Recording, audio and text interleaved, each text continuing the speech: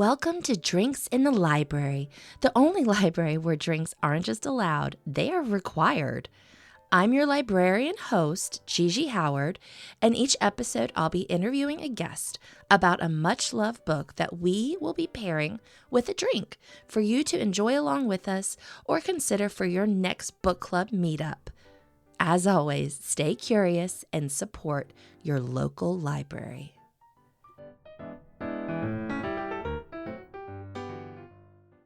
Hello, Libration Nation.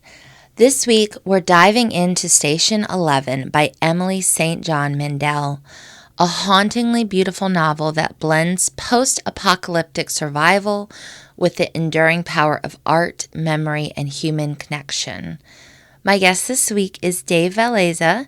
Dave grew up in Covina, California after immigrating with his family from Manila, Philippines. Pursuing his love of drawing, Dave earned a bachelor's degree in illustration and a master's in sequential art.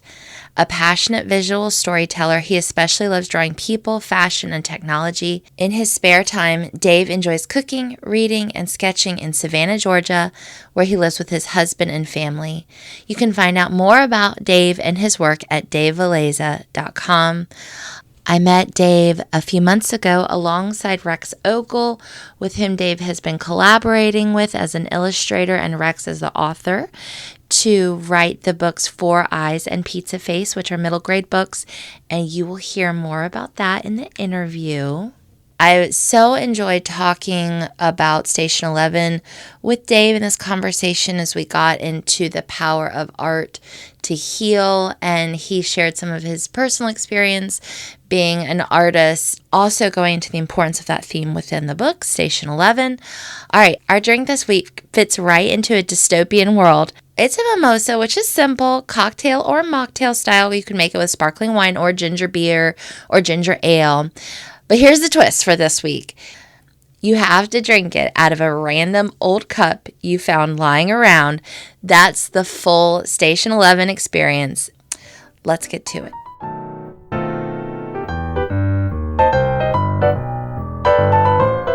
All right, Dave, it's so awesome to be back with you tonight. Our paths crossed a few months ago, and it was lovely. And we're talking about one of your favorite books, which is Station 11. So I guess I'm just going to kick it off. Who were you when you read this book? I was somebody who was reading this book actually earlier this year. I really enjoyed it. It was really wild to discover that this book about a worldwide pandemic was written in 2014. I don't know. It was just very fascinating to read it and see the parallels, but also like really dive into the fallout after the pandemic, like how it transformed the world, how it really changed the trajectories of the characters in the book, and also just the world building or post world building. Yeah. And then I guess that kind of starts us up. So you read it this year and thinking about the fact that we just went through like a global pandemic. Yes. That is crazy. I guess that might be interesting to someone that's never read the book, is what did this version look like versus like what we experienced? I mean, obviously, there's, as a fictional novel, like it was so much more romanticized than like what we all actually experienced. And Mm-hmm. I think in that way, reading the book, it was kind of cathartic. It was kind of, I guess, healing in a way, because it reminded me a lot of other stories where like the world falls apart, like zombie movies or post-apocalyptic settings. But it was really more about like how people were rebuilding society in these little pockets and traveling around and like reforming connections, and also like holding onto their humanity and trying to fight against the huge sense of loss that happened after the pandemic. Yeah. And also like talking about how it opens up. So how does it start off? It starts off at a premiere showing of a play where a famous actor is playing the lead, and he dies during the Mm-hmm. play. And it's actually not from the disease that the pandemic is all about, but it's a really cool setup because we follow somebody who tries to save this actor's life. We follow another character who is a child that looks up to this actor as a sort of mentor. And as the novel progresses, like we follow those characters' trajectories as well as diving into what actually happened before. Like we dive into like this actor's life. It's really cool that not only is it a post-apocalyptic novel, but there's a lot of interpersonal relationships. Like you get a little bit of a romantic dramedy in it, Mm-hmm. and then later on in the novel, like it ends up being sort of a road trip movie with found family elements. So it's got a lot of cool things about it that I really did not expect. Like I kind of expected, like people fighting for their lives, people like kind of dealing like a huge sense of urgency, but really the only sense of urgency I really felt within the story was just sort of people progressing in their arcs, trying to find meaning in their lives, trying to find meaning from the lives that they had lost. And to bring it back, that's sort of the actor's arc. And but unfortunately, we start the novel at the very end of his journey, but Station 11 does a lot of jumps across time, and Yeah. it's done really well. So I that was something I really enjoyed. Yeah. So Arthur Leander, that's the actor's name, Hmm. right? And so he dies and he has a heart attack. And then initial opening scene. Also, it's King Lear, right? Yes. That they're performing. And Mhm. so then that part ends and then it kind of quickly jumps and then it's 20 years in the future. Yes, and we are with the child who is now grown up and traveling with their found family. This character wanted to be an actor, and in the post-pandemic world, they find a group of people who are performing plays, stories. So they're trying to keep the literature, the culture of everything from before alive in this new world. Yeah. And do you remember what are they performing? I don't remember that part. Mostly they perform Shakespeare, Mm-hmm. and sometimes they change things, but they also are musicians. So they all have instruments, nothing like no electric guitars, nothing fancy. It's like mandolins, violins, cellos, and they play classical songs, but they also play like orchestral versions of top 40 hits. Again, like just Uh-huh. trying to bring stuff forward into the present from the past so it's not forgotten. And also, they do this because it really helps assuage the grief and the loss that people who experienced life before the pandemic, like it creates a sense of nostalgia, it creates a sense of comfort, it creates a through line from the present back to the past when times were better. Yeah, and does that aspect of art kind of healing the soul, does that speak to you? Oh yeah, definitely, definitely. I feel like a lot, like everything that I read or listen to, like a lot of art comes from personal experience, emotions, and it's really about taking that and tying it into, different concepts. I think a lot of Station 11, there's such a really great through line of how people reconcile the past with the present. There are characters that long for the past. Like Arthur, for example, he's from a very small island town in Canada, and he went out to go seek fame and fortune. And it was one of those things where he was just like, I love living here, but I want to see the world. I want to get out of this place. But then once he leaves and acquires fame and fortune, he kind of has that Citizen Kane moment of just like, I wish I could go back, but like, like it's a place in the past. It's a place that doesn't really quite exist anymore because he's in his 30s. He's not a teenager.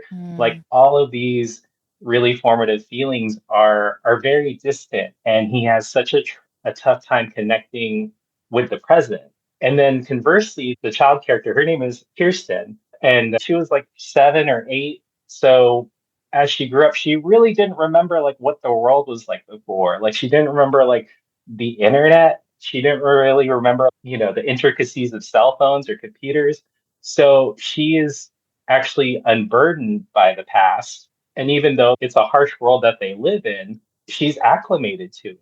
It's really interesting to see like how people are burdened by their history or they want to cut ties to their history and like is that actually good for the soul? And how does it affect how you derive meaning from your life? So Mhm. there's so many different ways that characters in the book approach this sort of theme, and that's what I really find like fascinating. And there's parallels between multiple characters on their approach to life and how they move forward. Yeah. How do you think about that with, your life experiences and looking back on, where you are now versus where you were 20 years ago and Oh yeah, yeah. balancing those things? It's interesting. I mean, it's literally the same scenario that Arthur dealt with. Like, it's his past is 20 years behind him. I will say, like, it really does come into play in my work. I've worked with Rex Ogle on two graphic novels about his sixth, seventh, and eighth grade experiences. The Mm, first book is called Four Eyes. The second book is called Pizza Face, and yeah. we just finished the third book. So much of Rex's junior high experience like really overlapped with mine. Like bullies, like friendship breakups, rumors, feeling like you don't belong. So I really had a great time working on these books, but it was also very it definitely transported me back to parts of my past that I hadn't really thought about in a while. And yeah, that's kind of how it parallels Station 11. My favorite character in the book is a character who is a comic book artist. So Oh. I'm a little biased there, but she's a character who cuts herself. She cuts ties. She burns bridges. She has a. This is a little bit of a spoiler, but she has a phrase that she keeps repeating to herself as she moves through life, and it's the phrase "I repent nothing," and it comes from a place of like not wanting to regret, just wanting to cut ties and move on, and and not look back. But in a lot of ways doing that really sacrifices your awareness of how you got to where you were.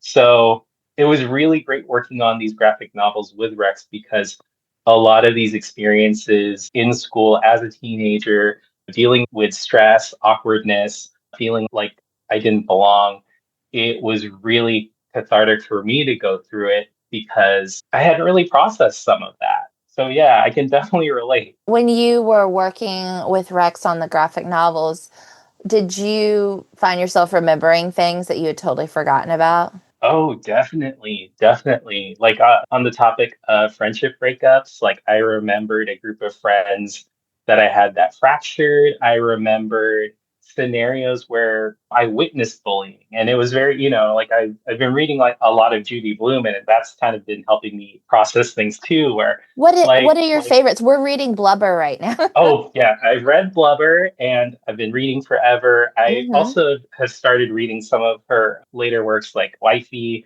Summer Mm-hmm. Sisters is one of my Mm-hmm. favorite books by Oh, her. yes. I'm a huge, Hmm. that was like, I read that at 16 and I thought Hmm. I was those girls. But yeah, just like Station 11, Summer Sisters, it really gets you in the characters' heads of like what they're doing, why they're doing it, what they like what's driving them and what they're trying to escape from. Yeah. And and like and yeah, again, like it really helped me process a lot of stuff that happened because, school is great, but school is also a wild place. Sometimes it would feel like a war zone in terms Yeah. of social dynamics. And it's something that we try not to think of once we leave that environment. It's something Mhm. that we kind of tiptoe around still because we want to look back on those times. I mean, I remember in high school, I had a counselor that said, like, these are the greatest years of your life. Oh my And I God. remember Shut being up. like, yeah, and I remember being like 15 and being like, oh boy, Oh are you no. sure? Yeah, exactly. So again, it's sort of that just in general, like life is uncomfortable, life is not easy, and life, I think at its core, is bittersweet. You really don't know what joy is like unless you felt a sorrow and anguish and conflict, and vice versa. So I think working on these books with Rex has been really great because I feel like the strength of the work that we do in middle grade books is really showing kids how to navigate these sort of situations that can be Mhm. very stressful when you're young, and also just help them see examples of what empathy looks like, what respect looks like, and also what it doesn't look like. So that way they can see like what those consequences are when you don't have empathy, when you kind of fall into the rhythm of how aggressive social dynamics in school can be. So Hmm. that's something that I really enjoyed conveying. Yeah, I mean it's so important, and I think we talked about this the first time I met you, but Hmm. talking, especially having those examples for young boys, for boys that are reading it too.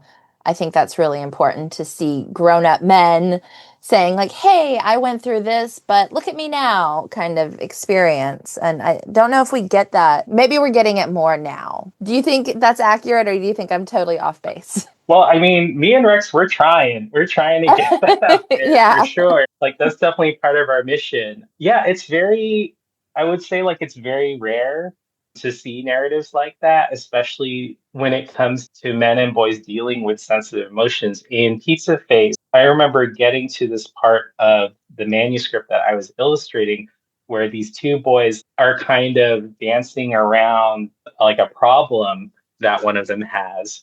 And then one of them is just like, no, wait, hey, listen, let's talk about this. And it becomes this kind of nexus point where Rex, the character, understands that everybody actually is going through something. Everybody's actually going through it. So he's not really that different from anybody else. And also, it's something that they have in common. So it's something that can help bridge the gulf when you feel so alienated as Mm, a teenager in school. So I remember getting to that scene and just feeling like, oh, this is important. This is why a book like this would have really helped me when I was younger. yeah. So, Yeah, I love that. And I'm thinking also coming back to Station 11 too, hmm and Kirsten, she starts off, hmm she's 8 years old. And I think there's some good examples of people taking her under their wing as well. Do you want to talk about that? Yeah, I mean, she has in the beginning of the story, Arthur is kind of a mentor to her. She's really Mhm. passionate about acting. She's just playing like one of the characters in King Lear, but like the young version. So she's really only in the play in a very incidental way, Yeah. but she loves acting. Like, and Arthur Leander is this famous actor who's been in movies and everything. He really represents her goal, like where she wants to be, and he takes her under his wing. Her parents just drop her off. You know, she and the other child actors like have a handler. So it's not a very social environment, but Arthur opens up to her and he actually gives her a comic book that the comic book artist character has made, and it's something that really helps open up her imagination. She starts reading the comic, which is actually called Station 11, Yes. like a script. It's very relatable because like when we read stories we experience what the characters are. They're our proxies. So it was just really cool to see how just giving Kirsten a book really inform the rest of her life. Like Yeah. just the smallest action really like helped nudge her down a path that she wanted to take, even as the world was turning upside down. She ends up finding her found family that she finds in the post-pandemic world. They're called the Traveling Symphony, and they're the musicians, the actors, and they travel around, and they're kind of the stewards of culture. And she's able to join them and really like be able to pursue her dream of being an actor and find that safety. I think it works out great because the purpose of the traveling symphony is to create connections. So she enters an environment, a support system where she is very connected, and it really causes her to think about just like the connections she's making in life and how she connects to other people. She's a very again, like she's led a very harsh life, so she's a very guarded character throughout the book. And it's really cool to see how she reacts, like when those walls are up and like how she lets those walls down as the novel progresses. Hmm. And yeah, it there's two directions I want to go. I'm kind of debating which one to Hmm. choose because I want to talk about the graphic novel Hmm. that's in the story with you, but I also am thinking about just like even when you have these horrible things happen, the value of community and the value of being part of something. I think that's a big thing that you see with Kirsten and the Traveling Symphony because I was like, how does this girl not have PTSD? I mean, I guess she probably does, but she finds some hope and some comfort from, being part of a team. I think it is Okay. actually more interesting, probably for you and the direct connection. I would love to talk about Miranda, the Mhm. graphic novelist in the story, and who she is and how it all came, how Station 11 comes to be tied in with this novel. Yes, so Miranda is an artist who is really reclusive in creating her work. She's as an understatement, like she's a bit of a perfectionist. Mm-hmm. So she works and works on this comic that she's created called Station 11. She creates two issues, and the night that Arthur dies, Miranda comes to, or like shortly before he dies, Miranda comes to visit Arthur because they had a prior connection. And she gives Arthur the two issues of Station 11. She's self-published them. There's no other copies in existence. Mm-hmm. And Arthur gives this comic to Kirsten. And Miranda is such a fascinating character to me because she's so headstrong, but at the same time, she is again like she burns bridges. She goes forward and never looks back. Mm-hmm. And it's such an interesting thing that her, in reading her comic, Kirsten is able to look forward and build something on it, build a foundation for like the rest of her life. But Miranda kind of makes it in order to process like her own life, like the like the roads she's traveled that have ended up as dead ends. And she's taking these experiences and weaving them into the character arcs within Station 11. Like there's a character called Dr. 11. He experiences trauma, experiences loss. And another cool thing about how Miranda crafts this comic is that she draws from her own life, her own experience. There's another character who is able to read the comic at a later point, and they're able to pinpoint a scene in the comic that they were present for. And it's sort of that thing where like art, they can see like how art mimics life and Mm-hmm. vice versa. And I really enjoyed that scene because it really reminded me of a personal experience I have from time to time where I read the books of my colleagues, my friends, my peers, classmates who have grown up and published their own works. And in reading their books, I always have these moments where I get to a two-page spread or I get to like a really pivotal scene and I get this feeling of this is my friend, this is the person that I know. This is them on the page. Like it's so them. And even though like I'm just in my office or at a cafe just like reading this book, like it creates such a I feel that connection that I Mm-hmm. see I look at the work that my colleague or friend has made and I see them as Yeah. I know them or knew them. And making art is such a personal act. And a lot of ways that artists and writers craft their work is by honestly kind of disguising the experiences they've had because it's funny, like art and media, it's such a extrovert kind of profession, like you make a book and then it's in bookstores everywhere, but Mm-hmm. artists themselves are introverts. Yeah. So it's really fun to see like this example from Station 11 to see a piece of somebody that they tucked into a book that no one else will catch, but Mm-hmm. it's part of their process. It's part of how artists make work because making the work is processing something that's important to them. It's Mm-hmm. putting something out there in the world that they want to share with other people, but also in a way masking it because it's something very personal. And again, like I think that's like why conversely, like working on these books with Rex Ogle, he wants to share all of the Mm-hmm. awkward and horrible experiences from his teen years. And even though it's not my life, again, like I have a lot of crossover with bullies, all that stuff. So it was just very I don't know, I guess like intense in a way. Okay. Because it's something that's not tucked away. It's something that's out in the open. And And through Rex, the character in these books, I'm the artist drawing it, but he's also my proxy. I'm watching him live through not just his life, but the life I experienced and the life that like a lot of teenagers experience out there. Mhm. I guess I'll kind of there. I feel like I'm getting very deep, but Oh, I no, I love that. That's my favorite thing is to like really connect to it. And that's part of the reason I do this is I feel that art and stories, specifically books and stories and reading, are very personal. I think they can be transformative, and I find it incredibly interesting to hear people talk about how a book impacts them. mhm. So yeah, no, that's if you want to keep going, you can.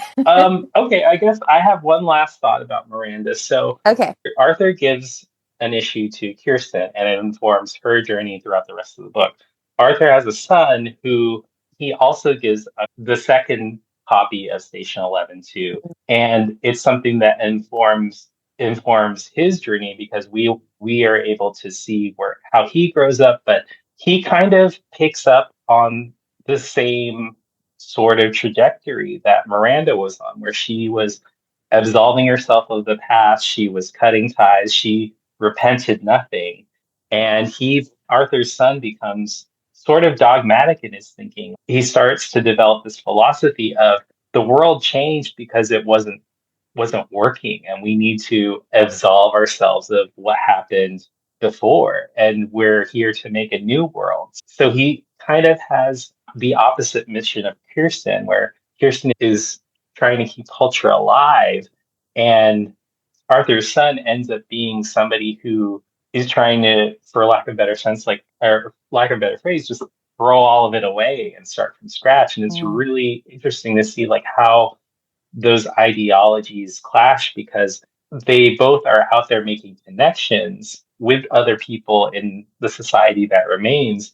But Kirsten is really coming out of a place of interest for others. Her found family, she wants to protect them. It's a harsh world that they live in, and Arthur's son ends up coming from a place of just really dogmatic thinking. He mm, kind of comes up with his own philosophy, and he kind of just starts imposing it on people. It's sort of this thing of they can't know what they've lost if all mm, they know is the philosophy of the cult. mm. And I mean, that's how cults operate. They isolate you, and they just draw you into one way of thinking, and then it's just a broken record for the rest of your life. And I can understand like how that's helpful, because then you don't have to experience like the bittersweetness of life. Like life is like planned for you. You have a Yeah. role, you have all of these things that are predetermined. But then, is that really like a life with meaning? Like Mm, it's really interesting, but I understand it because it's a philosophy that Arthur's son created out of fear, out of loss. Like he mm. was living in the world one day, and then he was living in a world where he didn't have his father. He was stuck somewhere, and everything around him like irrevocably changed, Yeah. and he was unable to reconnect with it again. So I Yeah. definitely understand that philosophy. It comes out of self-preservation in a way. So, but Mhm. it's so cool to see that contrast in Station 11, to see all these characters with different trajectories rising out of different mindsets, and seeing like, does it work for them, or how long does it work for them, or Yeah. what do they come to realize isn't working, and are they willing to change? You said that so beautifully. There's a lot going on with this book. It's very layered. I think it was a finalist or it was nominated for the National Book Award in 2014. Hmm. So it's got a lot of credentials to it. I wanted to ask you, just for somebody who's thinking about reading it, I mean, it's a kind of an apocalypse story. What would you say is kind of the vibe of it or the tone of it? I want to, it's not, this is not The Last of Us, Yeah. right? I mean, It's, I would say, compared to like The Last of Us, or narratives like 28 Days Later or whatnot, this is cozy reading yeah, actually.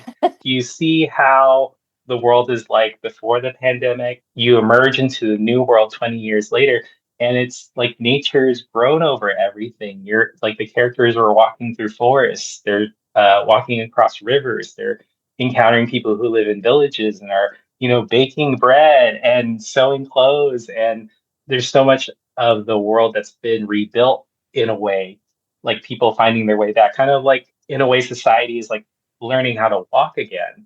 Yeah. And there's so much, like you get to walk amongst like people who are healing and not just like fighting for their lives or eking out a living or trying to survive. You're watching the traveling symphony go to a town and perform Hamlet, or and you're there with them in the watching it happen, and it's just described in such great detail that again, like it's cozy. It's a post-apocalyptic world, but there's no electricity. It's just the sereneness of the forest. It's the stars at night. It's the campfire that everyone's around. It's people have found each other and they're making connections. And then at the same time, it does give you that sort of, world-ending vibe. Like the book jumps back in time and shows you. It's funny because Miranda works for a logistics company, and the novel itself really describes the logistics of the world collapsing. Like there was so much stuff that I didn't really realize, but it's so well thought out. Like for example, a point that they make is that gasoline is around, but it goes bad after 3 years. So Mm. there's no real point. Like people are driving cars, but then after 3 years, like that's it. And again, like with no electricity, people don't know what the experience of walking into a room and turning a light switch on is Yeah. like. Yeah. And it's just so interesting to see like the logistics of how the world ends, how some of the characters get stuck and meet their fates, but also the logistics of what losing culture and losing knowledge, where that leads people in society and how that changes their experiences. Like I want to say there's another character who just kind of muses. He's an older person and he's just I remember what an orange tasted like. It's just Yeah. it creates so many really wonderful moments, Mhm. and that's kind of why I say it's cozy. Like it's very descriptive, it's very atmospheric, and it's very moody. And it's not, I feel like a lot of post-apocalyptic stories have some sort of representation of entropy. Like for in zombie movies, it's zombies. Mhm. But in this book, I think that the representation of entropy, like obviously there's, the pandemic disease that occurs, but that's really at the front of the book. Towards the back of the book, it really is, I guess, apathy, disconnection. Like Mhm. it's people who don't want to join with others to rebuild society. It's people who choose isolation. It's people who choose dogmatic ways of thinking and don't approach others with empathy. I think that's really the entropic force in Station 11. It's not a disease, it's not zombies, it's not the world ending again. It's really the threat of connections between people coming Mm. to an end. But the good thing is, I'm Station 11. It's a cozy post-apocalyptic novel, and it's a very hopeful one because we see Kirsten's journey as she, navigates her adulthood in this, changed world. We meet other characters in this world too, and we see different villages, different little pockets of society where people have survived and, held on to each other and have kind of walked through the fire. And now Mm. they're just they've crafted new lives and they're able to live and connect with each other. Mhm. I think you hit it so well with the real threat to humanity isn't the virus. The real threat was losing the connection between each Yeah. other. Yes. Hmm. I remember when the pandemic started and my neighbor was like, "What's going to happen?" And I was like, "We're going to hunker down. We're Hmm. going to stay here. If it gets really bad, I can do this. You're pretty good at gardening, right?" Yeah, um, no, my neighborhood, we went through a similar experience. Like it was just sort of like we're all here, we're all, trying to look out for each other the way that we can. And then also a lot of the pandemic was just keeping in touch with people yeah. across distances, like Zoom calls. I know that might be triggering to people, but like finding ways to connect digitally and otherwise. But it's I think it. what's nice about Station 11 is, again, it's not what we all experienced in real life. It's actually seeing people go through honestly a worse situation and come out on the other side being like, okay, well, we're all here. We need to figure out what we need to do and how we can get to tomorrow. And everybody just has a varying degree of, like we were talking about severing ties with the past. It's everybody has varying degrees of like how tightly they're still holding on to the life that they had before, and how it affects their ability to actually be in the present, because some people are stuck living in the past, some people are rather choosing to live in the present like Kirsten, or some people are trying to absolve the past, what Mhm. like altogether, like Arthur's son. So it's again really interesting to see like how the characters choose to live their lives. And and like once I put the book down, I was just, oh man, it really is just like you said just a moment ago, like we're here to connect with people. Like that's kind of like why we're here.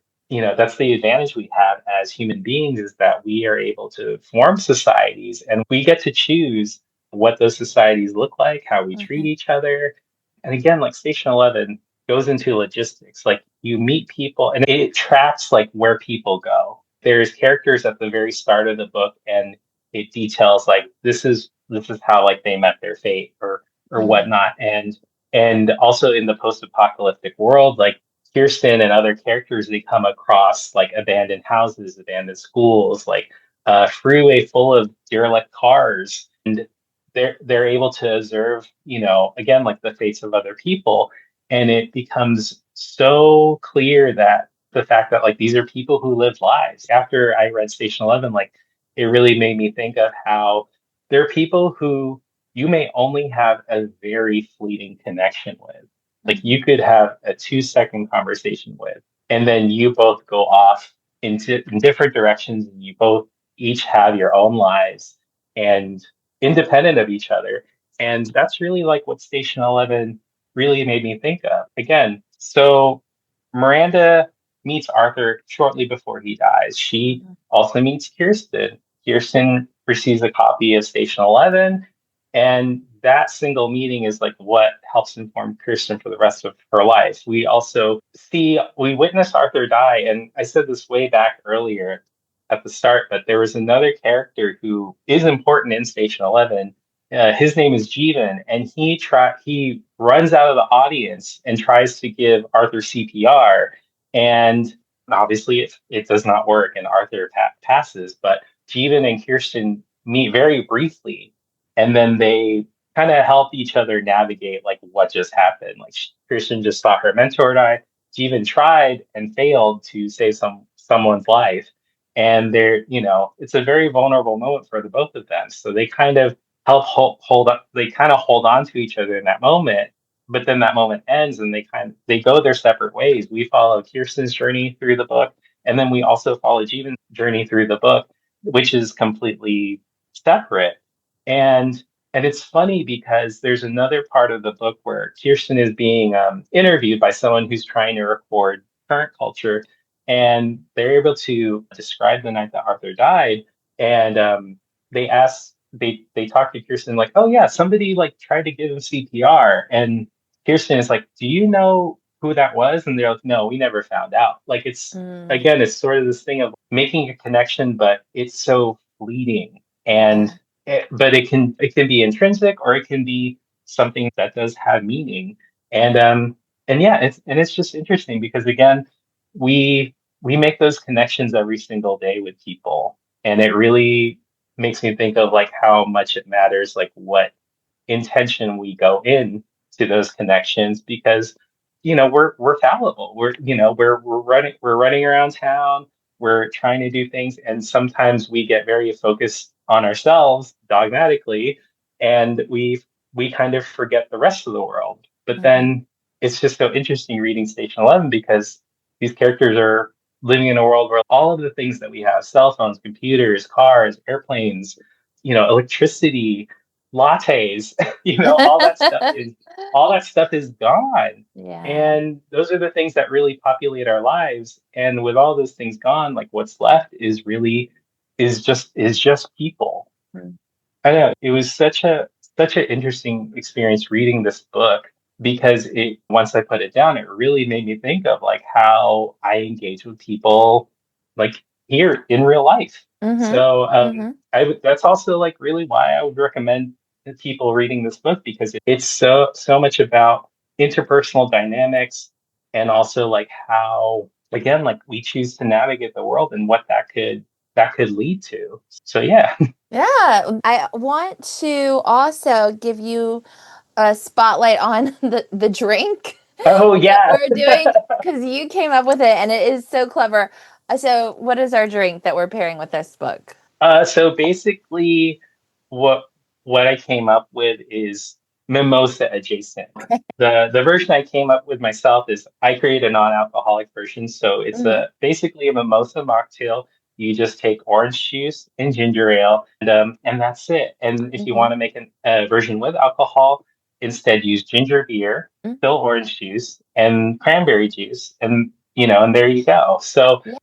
I chose those ingredients because they seem like it would be very easy to make, like in a post-apocalyptic world, and it would be something that you could carry in your canteen or your thermos, like while you're wandering around with your found family across the wilderness. That is just a little nicer than water. Like you can have a sip and you get that bitter sweetness. That's it. It's sort of like a little bit more flavor of life Uh-huh. and and yeah, it just makes traveling the road a little nicer.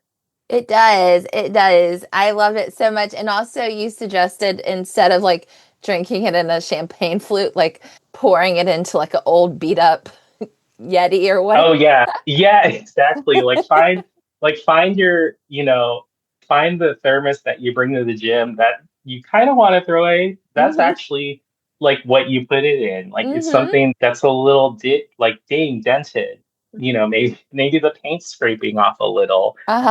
But it's something that you're borrowing your mom's thermos that might have her three initials on it or something like that.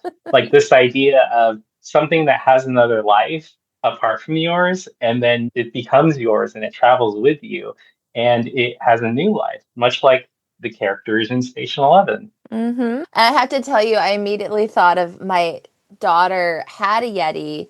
And then, of course, Hmm. Stanley, now Stanley's cool. Like, can't, Oh, yeah.